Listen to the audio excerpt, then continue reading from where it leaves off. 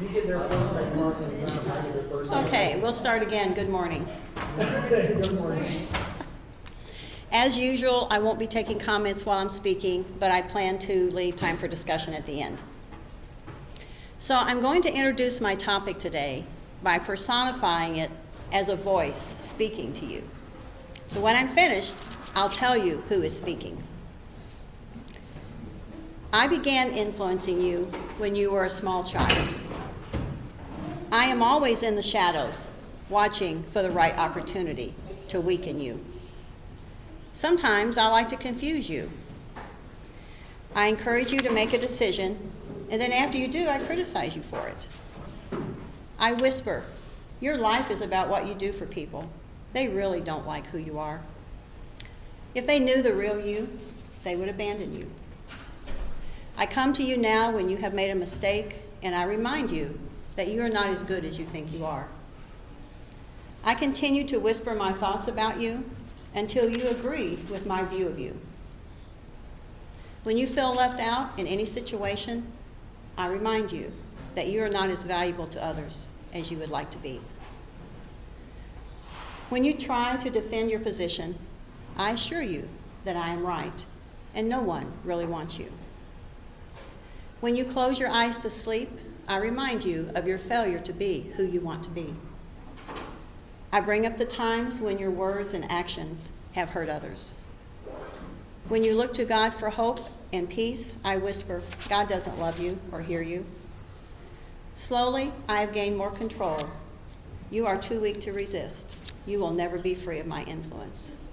It's easier if you give up and stop trying. I'm your inner critic. I'm called toxic shame. We've been looking at our lives in preparation for Passover and unleavened bread. This subject may not be one that gets a lot of attention, but it can have a great impact on who we are and our relationship with God. Talking about shame can bring up unwanted feelings, strong physical responses, uncomfortable, painful thoughts. Those thoughts can make us feel ashamed and even create spiritual despair. Toxic shame, those self-defeating thoughts that can roll around in our minds, would like us to believe we are hearing the truth. However, we cannot believe every thought that pops into our mind. We can begin the process of freeing ourselves from these condemning thoughts and open our minds to hear God's voice of truth. This will help us have a closer relationship to God. After the feast at Indian Point, I looked through all of my books and chose a few subjects I might like to research. I narrowed it to two topics, and then I felt drawn to the books on shame without really knowing why. After I began studying shame, I knew it was an area of my life I needed to look at. So I thought this would be a good subject to maybe share with others in case others have some of the similar feelings that I do. I had my own idea of what shame meant, but as I gathered information, I found it a much broader subject than I realized. This seminar is divided into two parts. The second part will be tomorrow morning. Today, I'm laying a foundation about the different aspects of shame. While this part leans more to the negative side, I will include some encouragement as well.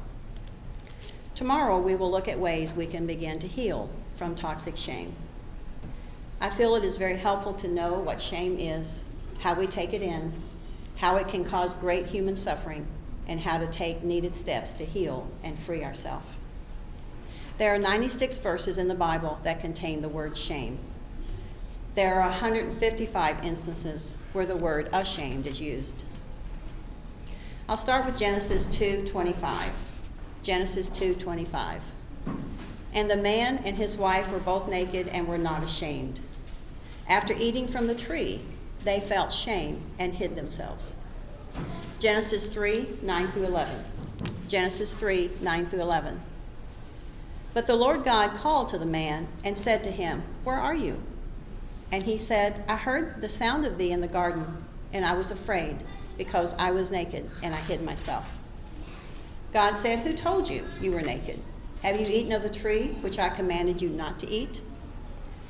So here we have the first place in the biblical record of someone feeling shame. So I want to pause here and give credit to the authors of the books and the information I've used. Letting Go of Shame by Ronald and Patricia Potter Ephron. Brene Brown has done a lot of research on shame and vulnerability. Tim Fletcher has video teachings on YouTube about shame and complex trauma, as well as related topics. The Shame That Binds You by John Bradshaw. This book was written in 1988, so I didn't think I would use much of his information. However, when I read the book, it was like parts of the book were written for me. He gave me a name for something that I've struggled with for a long time. I have dealt with a lot of shame feelings, even though I didn't know anything I had specifically done to cause them. I found out this is very common for people who feel excessive shame. Studying this topic has been very eye-opening for me and has given me some tools for healing this area of my life. And I hope what I have to say might help somebody else who's dealing with similar things. Shame is prevalent in our lives and in our world today. It is a universal experience. The physical response of looking down to break eye contact when shamed occurs in people around the world. Shame is a feeling that your whole self is wrong. It's about who you are. Shame is that warm feeling that washes over us, making us feel small, flawed, and not good enough. Shamed people are bothered by their shortcomings, and they fear abandonment. The fear of abandonment is considered by many the core of shame. The severely shamed person feels they are not good enough to keep, and no one wants them. In addition to looking down, the shamed person may hide or withdraw from others, like Adam and Eve in the garden. Shame can be confused with guilt, so let's look at what guilt is. Natural guilt is a normal reaction and feeling of remorse over something a person did or failed to do. Guilt occurs in our head, and it can feed shame. Shame is a hard subject to talk about because it takes us through a valley of darkness.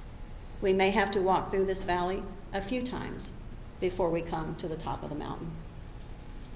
Psalm 23:4. Psalm 23:4. Yea, though I walk through the valley of the shadow of death, I will fear no evil, for thou art with me. Thy rod and thy staff, they comfort me. God walks through this valley with us, so we are never alone. Let's look at how shame can begin for us as individuals. Many theorists and clinicians trace the development of shame to verbal and nonverbal communication within the first 2 years of life. This is when children begin to establish a separate identity. They achieve independence and need positive attention from their parents. Excess shame delays or distorts this process. The child's failure to achieve a comfortable sense of autonomy leaves him with excessive shame and doubt. If he does not receive the attention he needs, it can make him fearful and expect abandonment. He may demand endless attention from others to reassure him of his worthiness. John Bradshaw used a child's mobile, like we hang over a crib, to simulate a family. When one part is touched, the rest of the mobile is affected, just as in a family. In a healthy family, the mobile moves in a gentle motion. In dysfunctional families, it will tend to become frozen and static. Children in dysfunctional families take on rigid roles, necessitated by the family's need for balance. If a child feels unwanted, he or she may try to balance the family, but not being any trouble, by being helpful, perfect, super responsible, or invisible. This is called the lost child role. They can take on roles like the hero, the caretaker, the superachiever, or the star. And these are hard to give up or let go, even as adults. In some families, 1 or 2 people are singled out to carry their toxic shame. They become the scapegoats and get blamed for everything, while other family members seem to be able to do anything they want and never get in trouble. Those who carry the shame with them into adulthood expect to be judged by others. In some families, everyone is affected by shame, and they criticize each other. When children grow up in this type of family situation, they become adults whose lives center around feelings of low self-worth and defectiveness.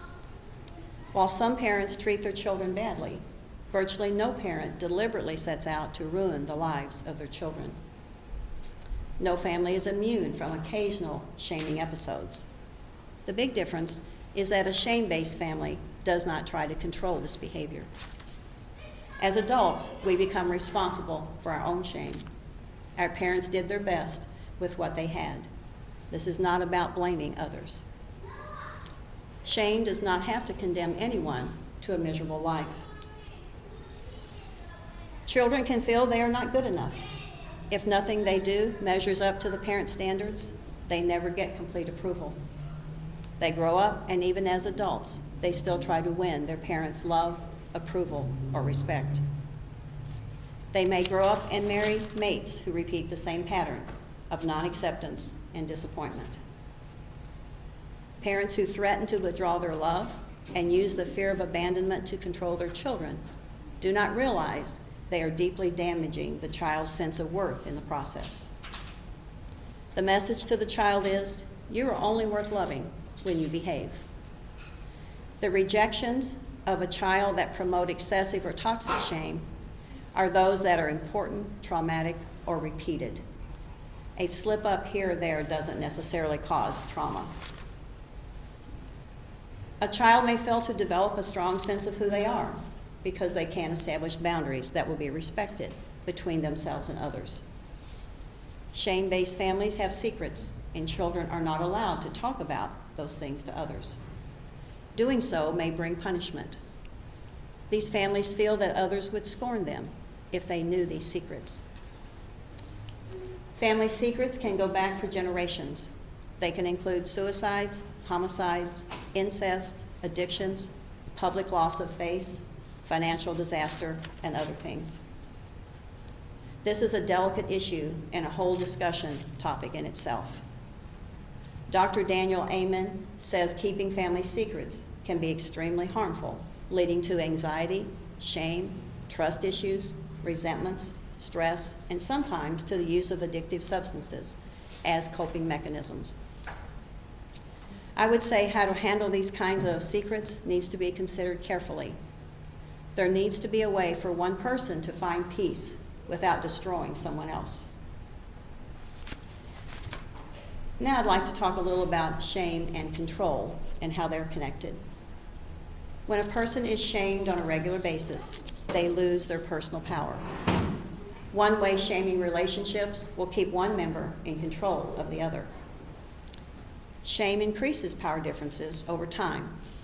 Two people who started out nearly equal will not stay that way if one is allowed to control the shame process.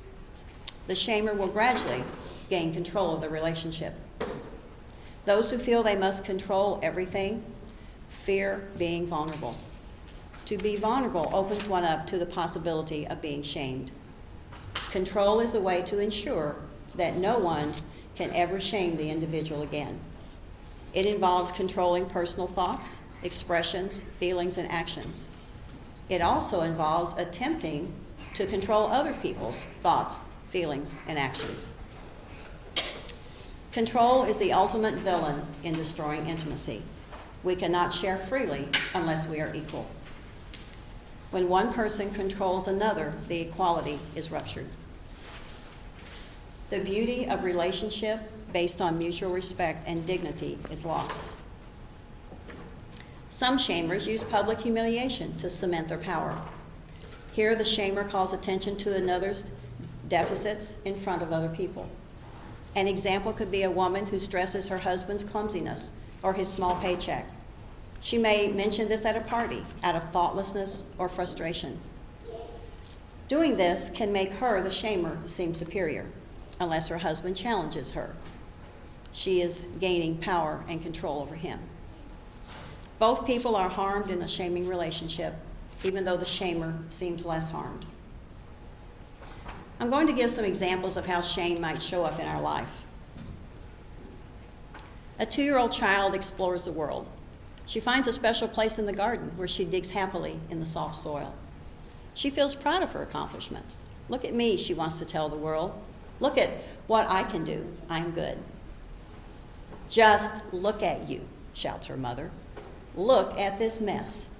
You are dirty. Your clothes are ruined. I'm very disappointed with you. You ought to be ashamed of yourself. The child feels very small. She drops her head and stares at the ground. She sees her dirty hands and clothes and begins to feel dirty inside. She thinks there must be something very bad about her. She hears her mother's disdain. She feels defective. Another example. Mother is on another one of her rampages. She is mad at everybody. But as usual, she is most angry with her 6-year-old son. I wish you had never been born, she says. You are always getting into trouble. You never will amount to anything at all. There is just something wrong with you. A 13-year-old boy brings home his first report card from his 7th grade teachers. His grades are excellent, 4 A's and 1 B. His father scans the grades, briefly praising his son's good work. Then the lecture begins. When I was in school, I never settled for anything less than straight A's, he tells his son. 30 minutes later, he closes the sermon with these words. If you want me to be proud of you, son, you will have to do a little better than this. As we grow older, we face even more situations that can cause us to feel shame. A 30-year-old woman has seen 3 counselors in the last 5 years. Her complaint each time has been the same. No matter what I do, no matter what I read, or who I talk to, I just feel totally worthless. I'm certain that no one could ever love me because I have no good qualities. I feel like a complete failure in life. I hate myself. A middle-aged man has almost no identity of his own. He tries to please everyone he meets. He becomes whatever they want him to be. He wears a mask of pleasantness so well that even he has no idea what would happen if he took it off. He thinks that if people were to see through his mask, they would discover that he is worthless and disgusting. They might not want to ever speak with him again. I don't believe God wants us to live in the grips of excessive shame. I'll read Luke 4:18. Luke 4:18. Yeshua is speaking. The Spirit of the Lord is upon me, because he hath anointed me to preach the gospel to the poor. He has sent me to heal the brokenhearted, to preach deliverance to the captives, and recovering of sight to the blind, to set at liberty them that are bruised. I'm going to read Luke 4:18 again with other descriptive words from Strong's Concordance. The Spirit of the Lord is upon me, because he hath anointed me to preach the gospel, good news, to the poor.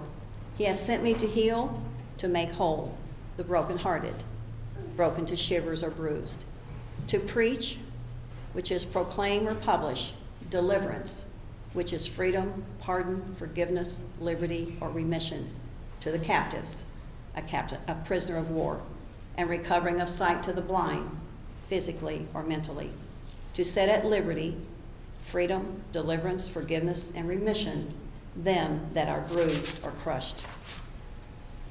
Our English definition of brokenhearted is to be overcome by grief or despair. I believe God desires for us to be at peace and to live in freedom. Our minds can be held captive as well as our bodies. We can be brokenhearted in our spirit.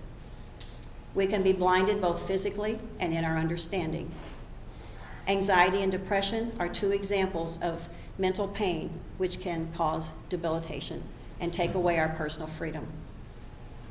While Luke 4:18 may have more of a spiritual meaning, those principles of being set free can also be true in our inner being of how we view ourselves.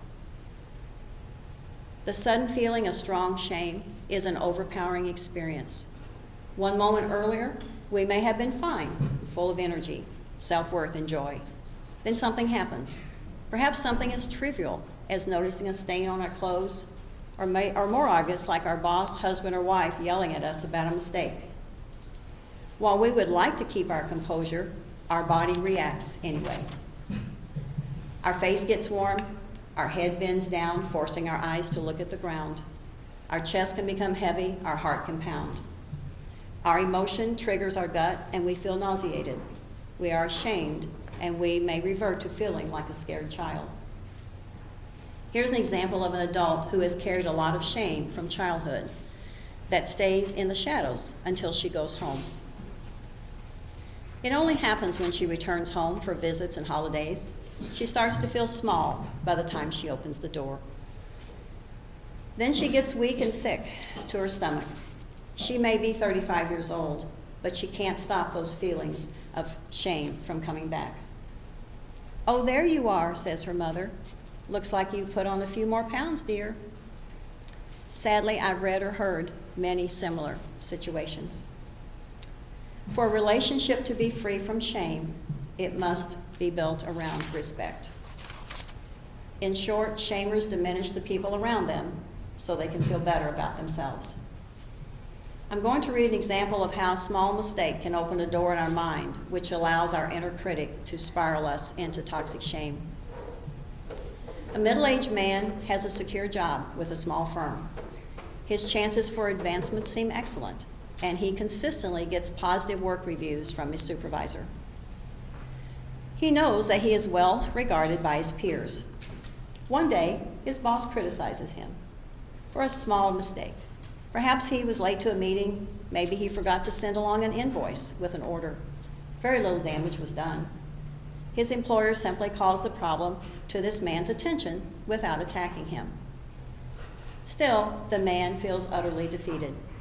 He knows something is basically wrong with him. He believes he has been exposed as a fraud. He is certain that others will recognize that he should not even be allowed to work there anymore. He is not perfect, so he must be worthless. He spends hours remembering every mistake he has ever made at this and previous jobs, which only makes him feel worse. He retreats to his office and closes the door and hides there the rest of the day. He knows he will never be good enough.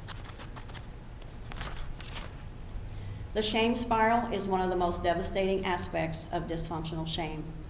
Once in motion, it can cause the reliving of other shameful experiences and solidifies it further within our personality.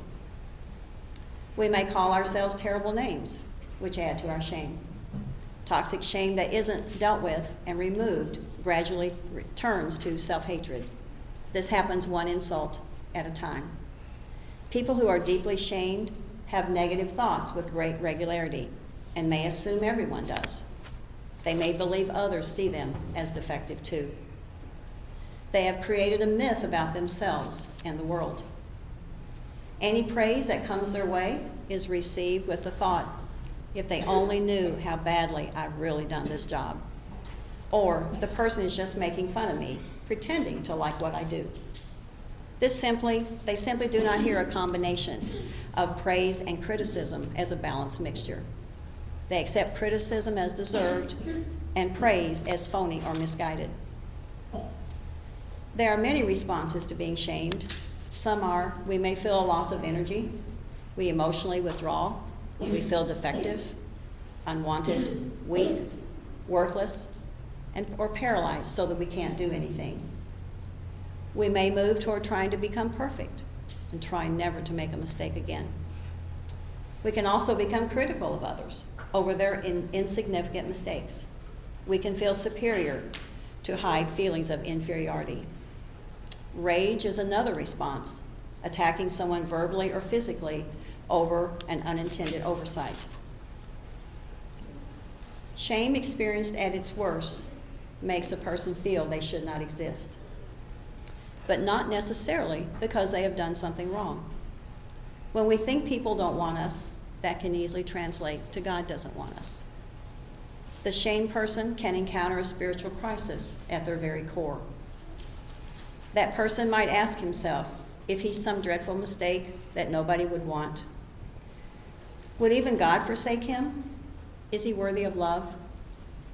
During this very difficult time, he might answer, yes, he is a mistake. Yes, God could forsake him. And no, he isn't worthy of love. This can cause the loss of connection and sense of communion with God and others.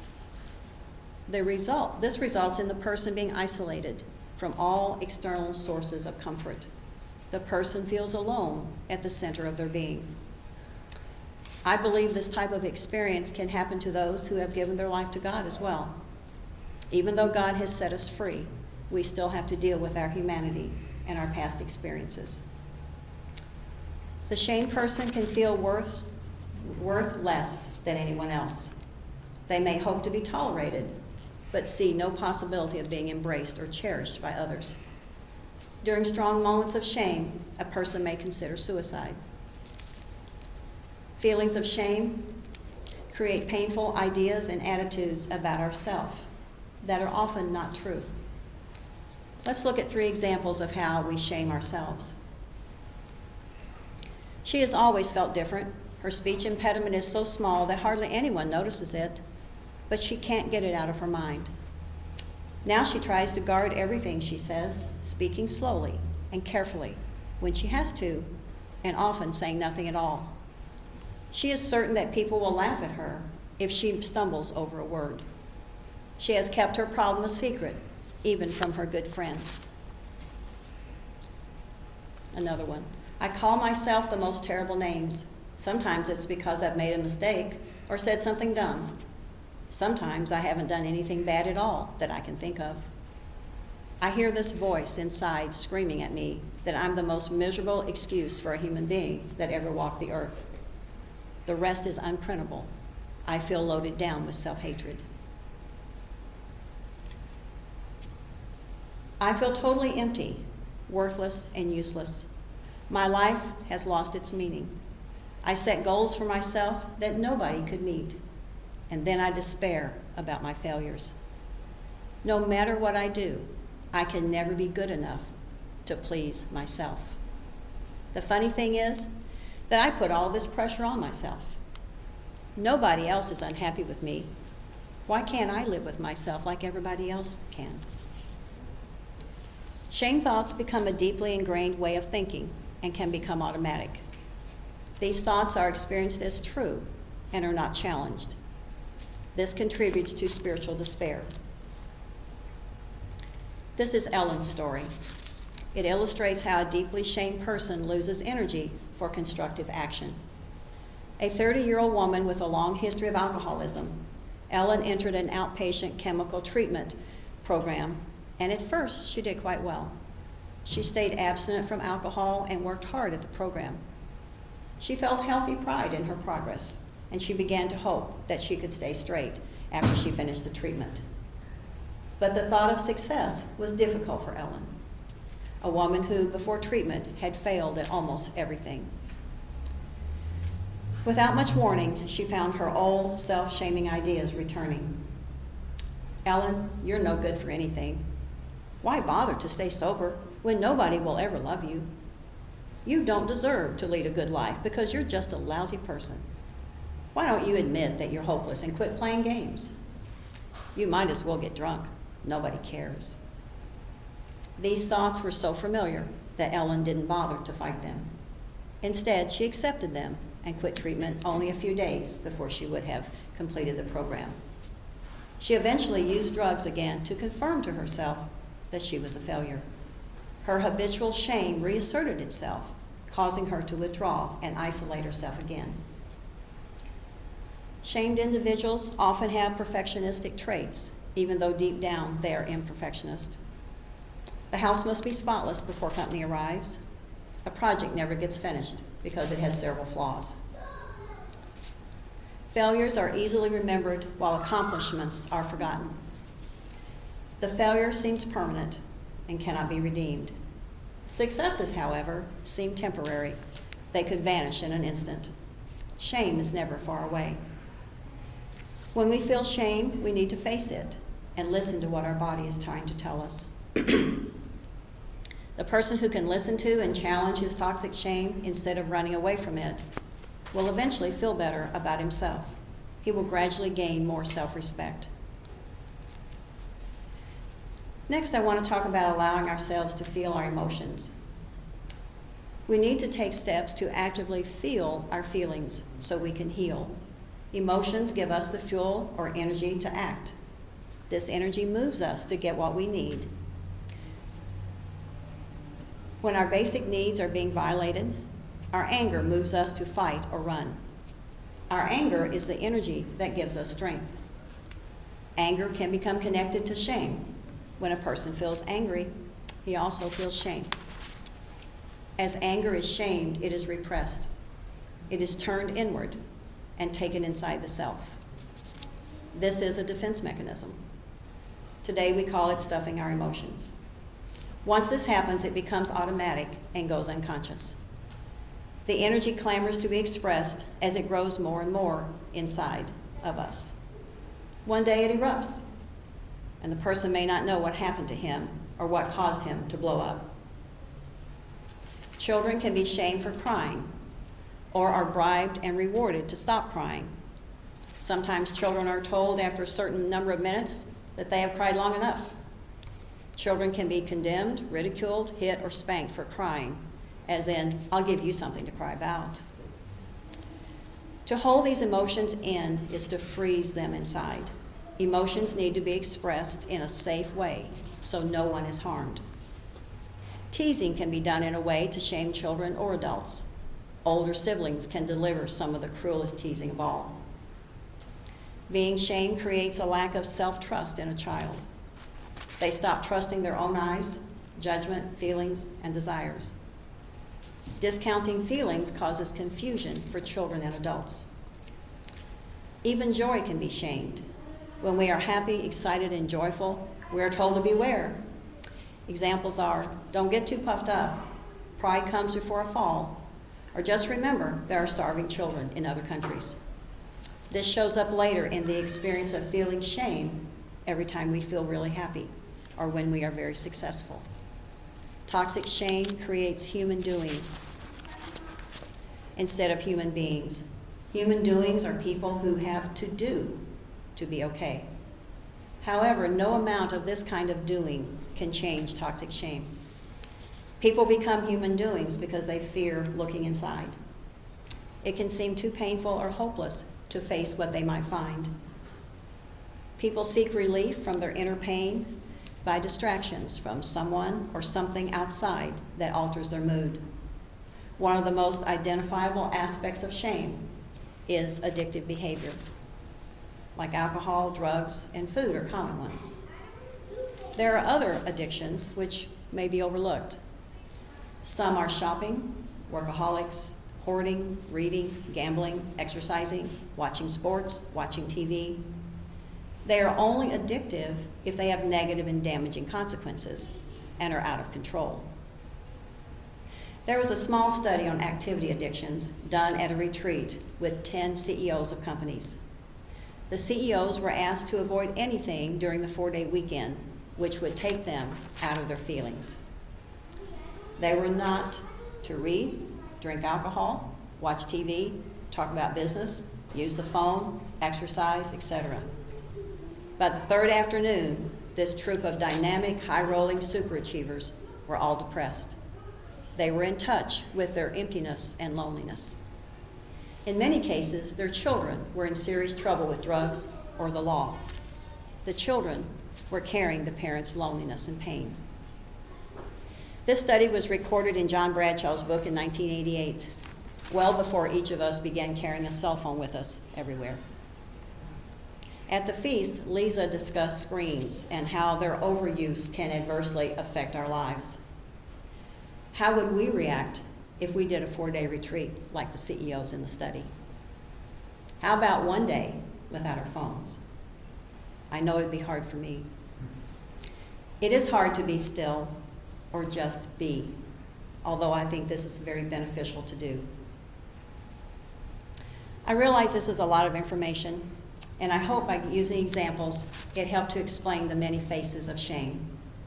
Learning about this subject has validated some of my own experience and made me aware of the possible causes and given me hope in using the information available for more freedom in my own life. John 16:33. John 16:33. These things I have spoken unto you, that in me you shall have tribulation, but be of good cheer. I have overcome the world. I'm going to close with some comments from Tim Fletcher's teaching titled Shame and Complex Trauma on YouTube. I verified this information as much as I could.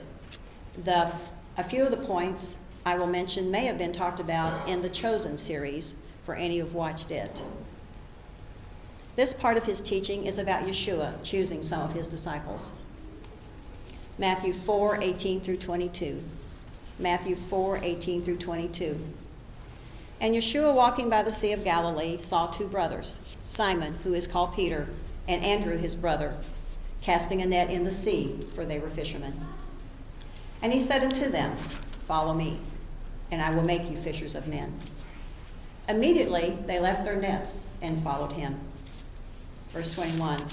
And going on from there, he saw two other brothers, James the son of Zebedee, and John his brother, in the boat with Zebedee their father, mending their nets, and he called them. Immediately they left the boat and their father, and followed them. Matthew 9:9. Matthew 9:9. As Yeshua passed on from there, he saw a man called Matthew sitting at the tax office. He said to him, Follow me. And he rose and followed him. The phrase, follow me, is a technical term, meaning I want to mentor you. I want you to spend several years with me, getting to know all that I know and become like me. It was a life commitment. They were to spread his teachings to others after he was gone. During Yeshua's time, the young men graduating from school were supposed to have memorized the Torah, the first 5 books of the Bible. The top rabbis would come to the school and choose the best students. The rabbi would choose a student and say, Come follow me. The rest of the students had 2 honorable job options and some undesirable choices. A student could approach a respected rabbi and ask if the rabbi would mentor him. If the rabbi said yes, the student would eventually take on the job of that rabbi. Those who were not picked went back to their father's business and worked for their dads. Peter, James, John, and Andrew were working for their dads. Yeshua picked 4 men who would probably have been rejected by the rabbis. Matthew was a tax collector. In that culture, the tax collector was the most hated person. To get the license to become a tax collector, the person had to go to Rome, which was considered the enemy of Israel. The Jewish people viewed Matthew and those like him as traitors who had turned against their own people and were serving the enemy. They were dishonest thieves, amassing a fortune at the expense of their own people. Tax collectors could set up stands on street corners and tax the number of fish a person caught or the number of wheels on their carts. They were greedy and could make up things to tax. Tax collectors were not allowed to go into synagogues or participate in religious activities. They were not allowed to testify in court because they had no character and could be bought to give false testimony. They were considered the lowest in society and viewed as scum. The religious leaders taught that God would not forgive a tax collector and that God was happy when they died. Simon the Zealot was probably part of a gang who carried daggers. They took the law into their own hands with vigilante justice. If they found a Roman soldier along the way, they would put a dagger through his heart. Simon could have possibly been a murderer. Matthew and Simon would have feared and hated each other. James and John were called the sons of thunder. Son of means your character is like who or what you're the son of. Luke 9:54 through 56. Luke 9:54 through 56. And when his disciples, James and John, saw it, they said, Lord, do you want us to bid fire come down from heaven and consume them? But he turned and rebuked them, and they went to another village. In a commentary on those last 2 verses, 55 and 56, it said some manuscripts say it this way: You do not know what manner of spirit you are of, for the Son of Man came not to destroy people's lives, but to save them. Yeshua chose men who would have been carrying toxic shame. He saw past their problems and looked at their potential. Their shame did not stop him from choosing them to be his disciples. Likewise, God sees through all of our defects to look at our heart and see our potential. No matter how great our shame or how thick the mask is we try to hide behind, God sees past all of it and loves us regardless of how we see ourselves. Yeshua says, "Come, follow me." So tomorrow I'll cover how we can start the process of freeing ourselves from any toxic shame we may be carrying. So, comments?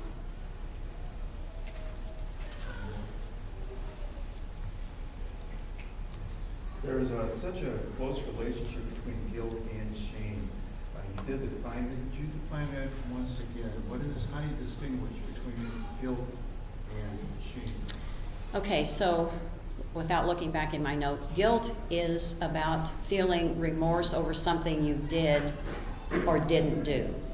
Shame is more about who you are. You feel you are defective and you are no good. It's not about what you're doing as much as it's about you feel bad about yourself. So guilt is more focused on maybe an individual act or Mhm. something you failed to do. And shame is a more general feeling about your own worthlessness. Right. Okay. Right. Good. Thank you. Mhm. Any other comments, Diane?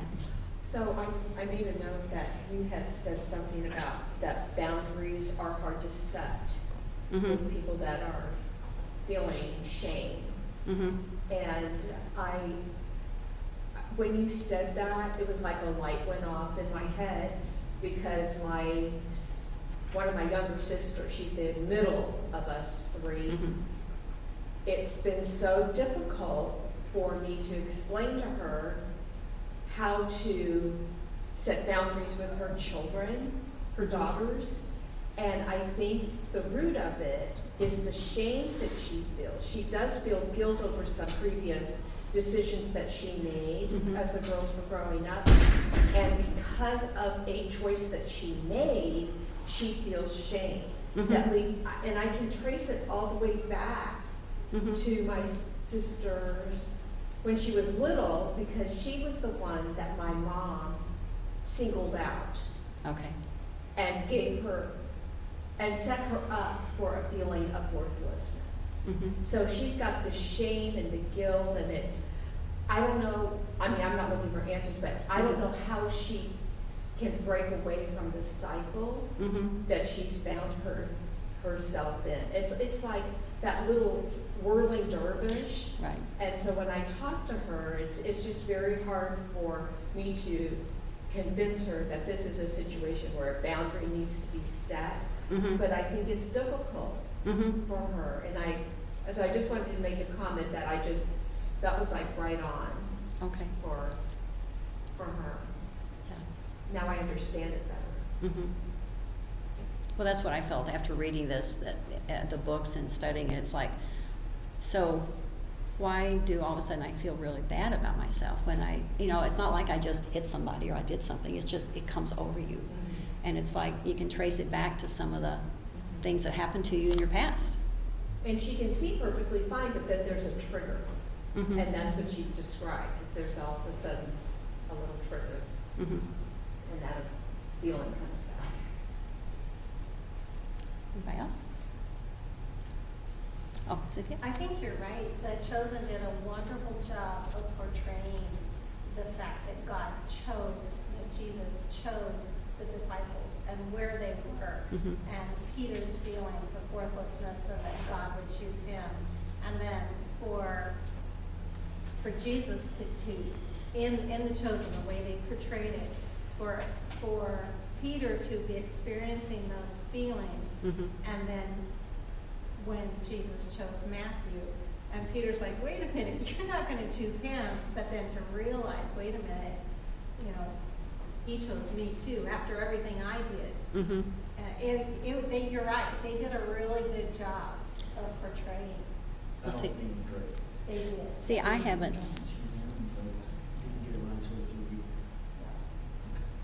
haven't seen Chosen, but I was talking about to a friend some of what I was going to be saying, and she's like, well, that was in The Chosen.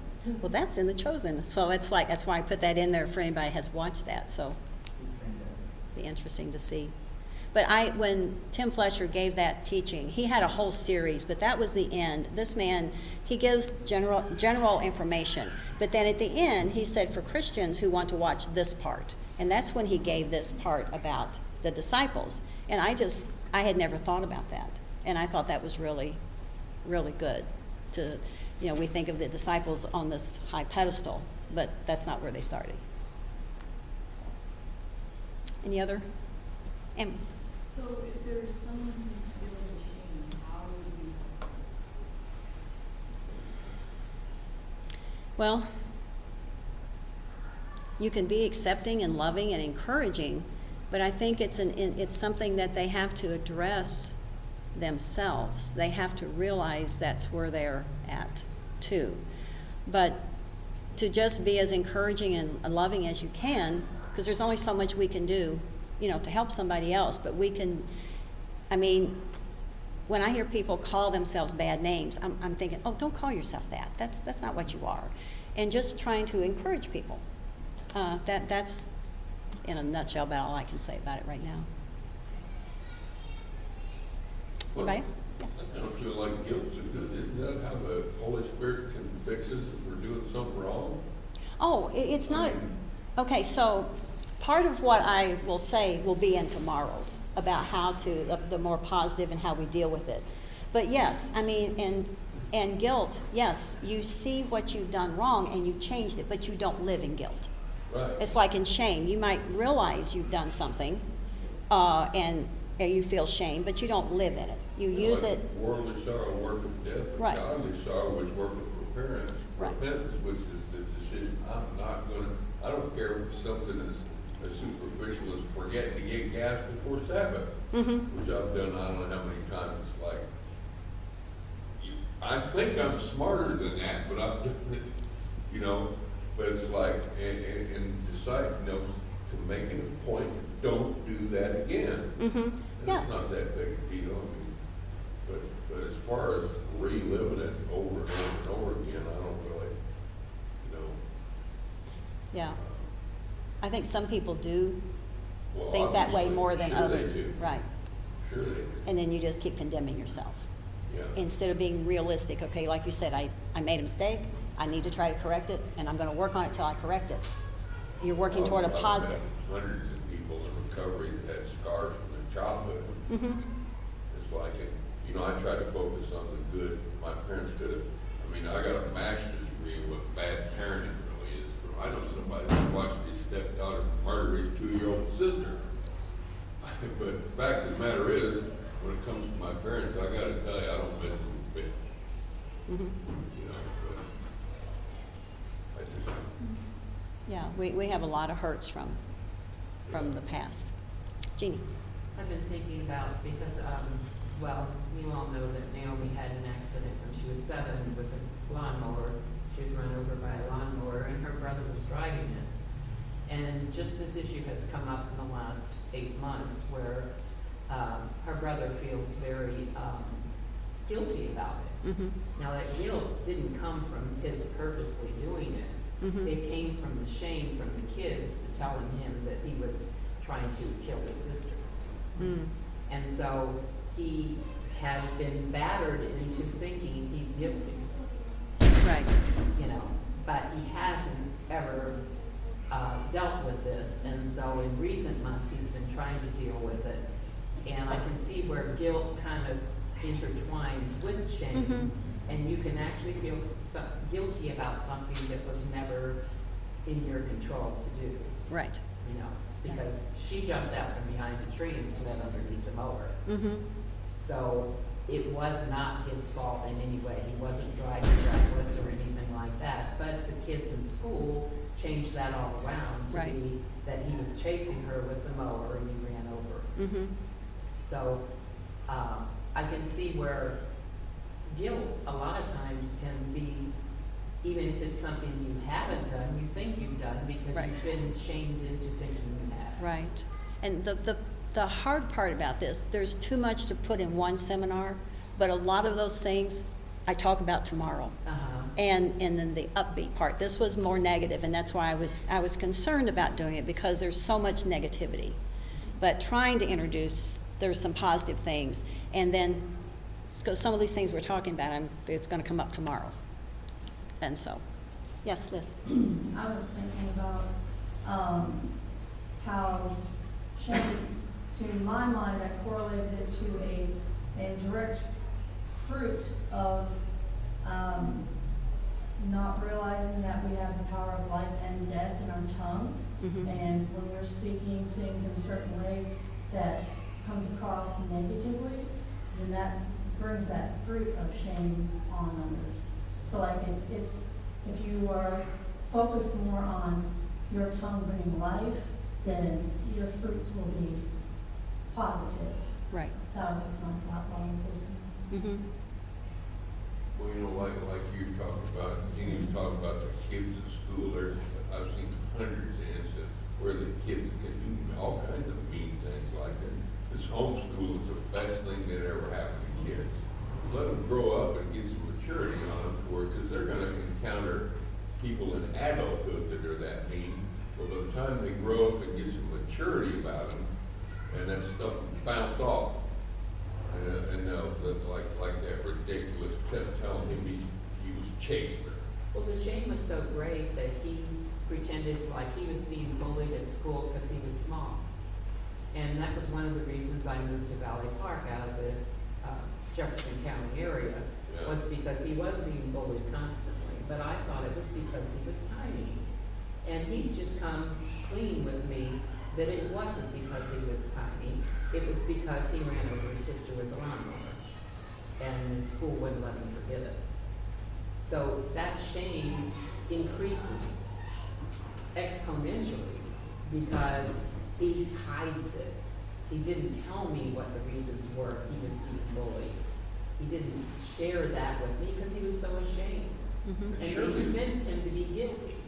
Did the teachers not, I mean, Cynthia and Diane, they wouldn't have put up with a student being bullied like that. Well, I had several meetings with the teachers, and I mean, he even got suspended because he got other kids to take care of a couple of bullies, and they were bullying the other kid that was the bully. But this never came to light. I mean, I had several teacher conferences, and not one of them mentioned anything about what the other students were doing. Really? There's a lot of stuff that goes on that the teachers don't even know about. Right. Lunchroom, playground, gym class.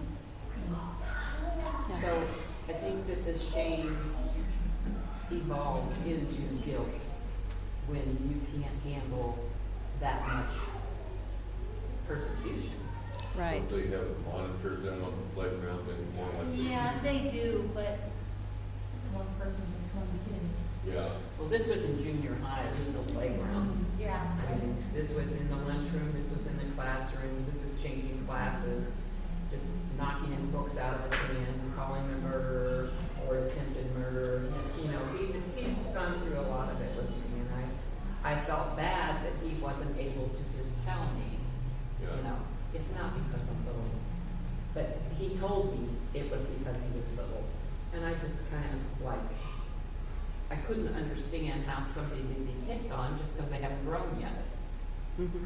Well, I had a couple of instances of driving a school bus where kids, one kid he had his boxer shorts, was trying to pull him on the head with a little kid. I pulled the bus over and went back. You know, and I mean, it wasn't hurting, it was just humiliating. Yeah. You know, stuff like that. And when I saw it, I'd pull the bus over and stop it and go back there and put a stop to it. As best as I could. You got 7 rear view mirrors, but you can't see everything because you do have to watch the road. But, Well, I think that's what happens. We have these incidents and we don't want to share them because we're, for whatever reason, we're afraid to share that part of who we are, and then we don't get help. And then all these other things can be created, the addictions and all that, from not being able to have a safe place or a safe person to talk to. So, I don't know how, I can't see Yeah, fine. Okay, anybody, any other comments? Okay, we'll be done.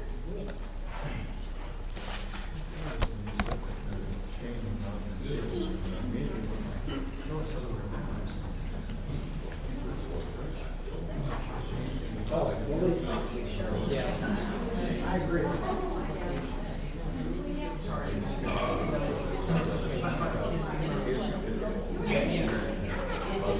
You don't feel guilty? Yeah, that's Ron, because Ron was some of this.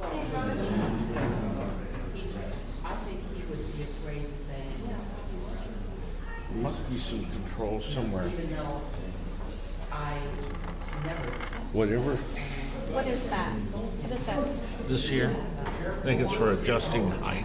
See, I thought it was too.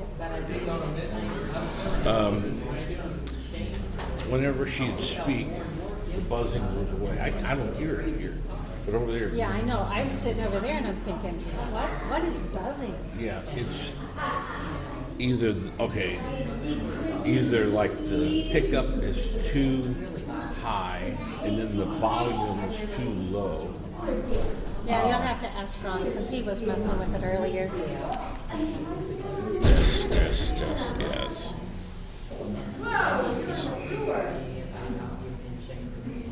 And he's done so much better since he put out the bar. But occasionally, when you hear kids about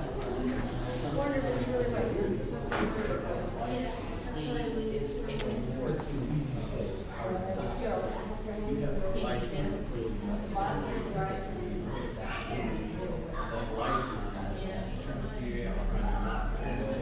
I was trying to see if it was on, trying to adjust volumes. That might be the best way. Like, talk to the therapist. Well, Yeah, it is working. off. It is off. Okay, That button is what does it. Are you pushing in? Yeah, you push it in, a green light comes on. Oh, okay. It's just a matter of these issues coming up now. Is that there's Okay, I'll get all my stuff. That's why the buzzing stopped. When you would speak directly into the buzzing would stop, but it wasn't loud enough to hear you very well. But then when you would be in between speaking, Oh, okay. Yeah, 'cause see, I couldn't hear any. I No. could tell there was a difference when I got closer. Yeah. And I didn't want to get too close and be screaming. no, not. No, it was hard to hear. We could hear you. We could hear you because of your voice, not because of the PA. Oh, okay. All right. Okay, well, I'm